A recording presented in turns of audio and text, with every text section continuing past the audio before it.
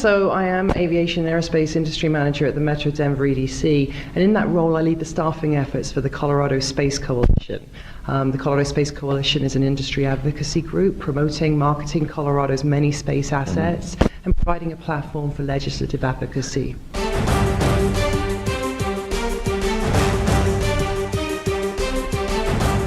Colorado does have a wealth of startups and small companies, although we have obviously a large number of prime aerospace contractors.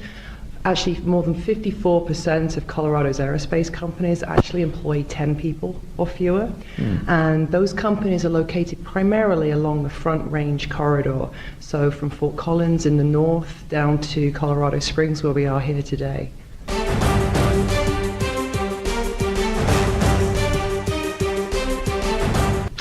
Colorado actually has the nation's second most educated workforce. So one of the reasons why aerospace and other high-tech companies are drawn to Colorado is because of that very readily available supply of talent, particularly in sort of high-tech fields focused on advanced industries.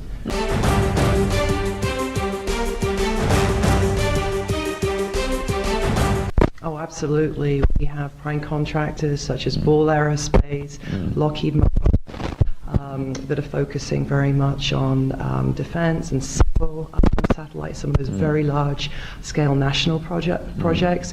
We also have companies like Sierra Nevada Corporation, which has a major contract for multi-constellation satellites with Orbcomm.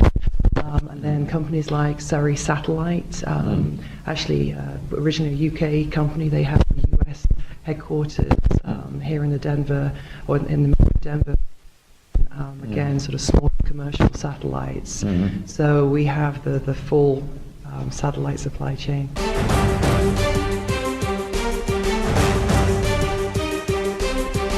STEM stands for Science, Technology, Engineering and Math, and it is of critical importance to not just the aerospace industry but all high-tech industries in maintaining that workforce pipeline.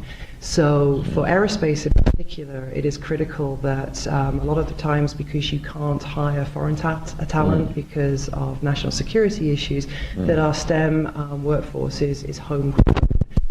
In Colorado, actually, several years ago, the Metro Denver region participated in a workforce innovation in regional economic development grant, which was a U.S. Department of Labor grant to develop a pipeline of workers in industries such as aerospace in Colorado.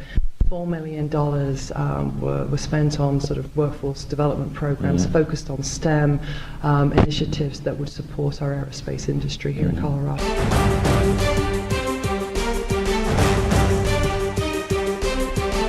Absolutely. We like to think of Colorado as at the center of space for a number of reasons, but perhaps one of the most compelling is that we're at the center of GPS, global positioning technology. The global GPS satellites are actually managed by the Air Force Base Command at Schriever military base here in Colorado.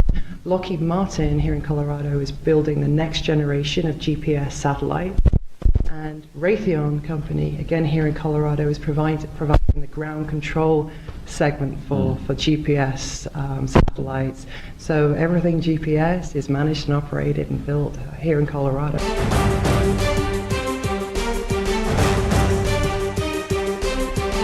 One of Colorado's biggest assets is the fact that we cover civil, commercial, and military space. So in addition to programs such as the GPS one that I mentioned, we have companies like Sierra Nevada building Dream Chaser, which will hopefully be one of the next generation spacecraft to take astronauts to and from the space station. Not only that, we have companies like Lockheed Martin that are building the Orion deep space exploration capsule that's going to take our astronauts beyond low Earth orbit to the moon, to Mars, potentially beyond. So we really consider ourselves at the center of the future of human spaceflight here in Colorado because of projects such as those. And of course, they'll be launched on a United Launch Alliance rocket, Atlas V rocket, that United Launch Alliance is headquartered here in Colorado.